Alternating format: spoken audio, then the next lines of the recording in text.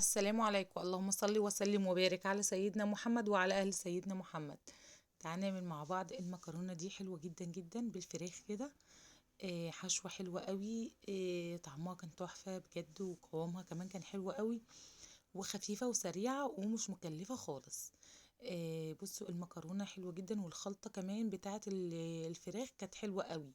يعني كمان لونها بس حلو ازاي، وطعمها كان رهيب. تعالى نعملها مع بعض كده ونشوف المكونات بتاعتنا البسيطة، والحشوة احنا عملنا منها ايه بعد كده. يعني عملنا الحشوة لحاجتين مش حاجة واحدة.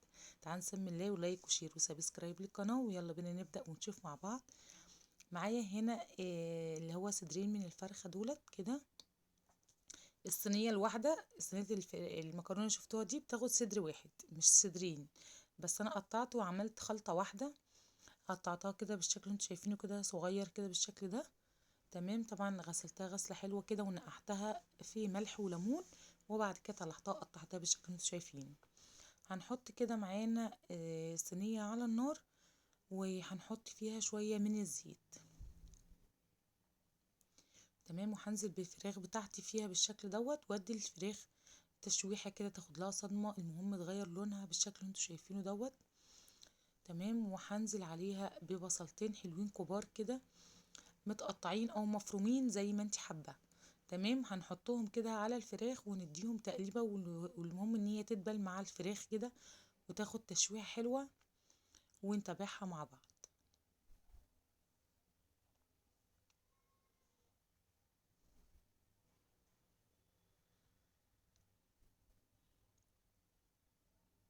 كده قلبناها تقليبه حلوه، هنسيبها شويه ونرجع تاني نشوفها بعد ما اتبلت معانا بالشكل اللي انتوا شايفينه دوت. وهتاخد معانا لون، احنا مش عايزينها تاخد لون، المهم ان هي تتدبل معانا بالشكل اللي انتوا شايفينه دوت كده. والبصله تتظبط، هنحط عليها فلفل الوان زي ما انتوا شايفين كده.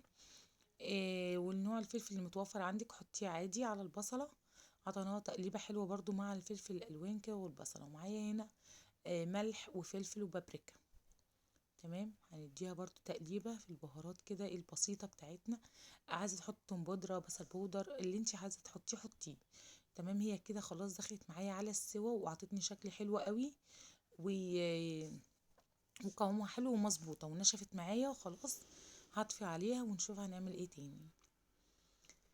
معايا هنا حلة حطيت فيها مية على النار عشان نسلق المكرونة، وهنا نص كيلو من الحليب، وخمس معالق من الدقيق، وحطيت كوباية من المية إضافة عشان نص كيلو الحليب ما كانش هيكفي.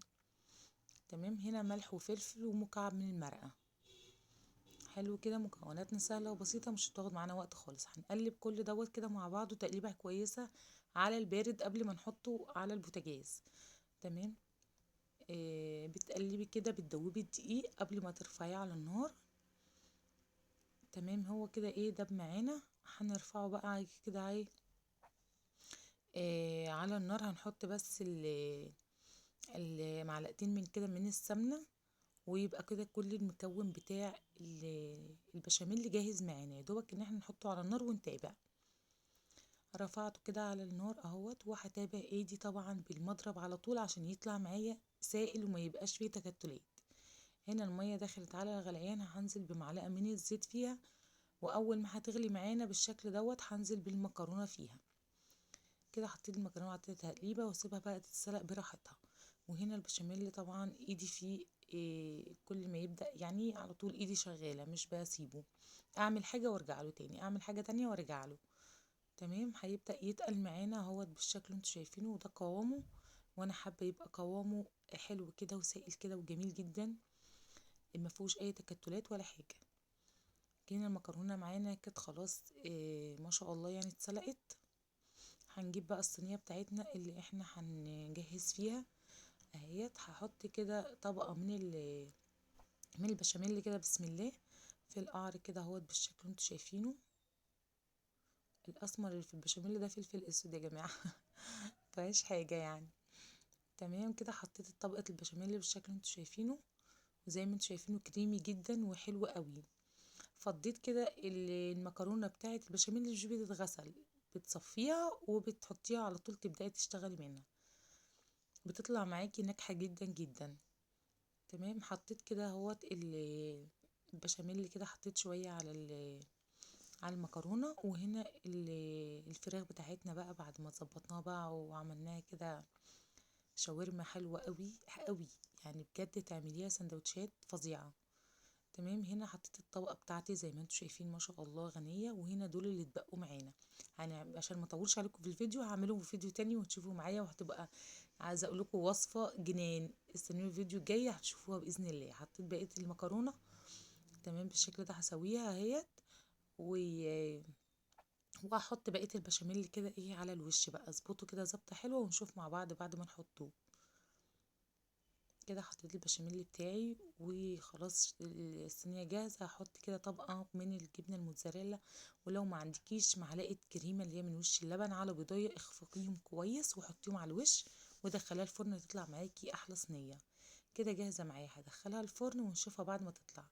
وانا ما حبيتش ان انا احمر وشها قوي، يعني عطيت لون حلو ذهبي كده اهو بالشكل اللي انتوا شايفينه كده بعد ما طلعت من الفرن. لونها حلو قوي، يعني الكاميرا والله ظلماها، لونها احلى من كده وطعمها كمان خرافة. جربوا الوصفة دي وان شاء الله تعجبكم جدا جدا.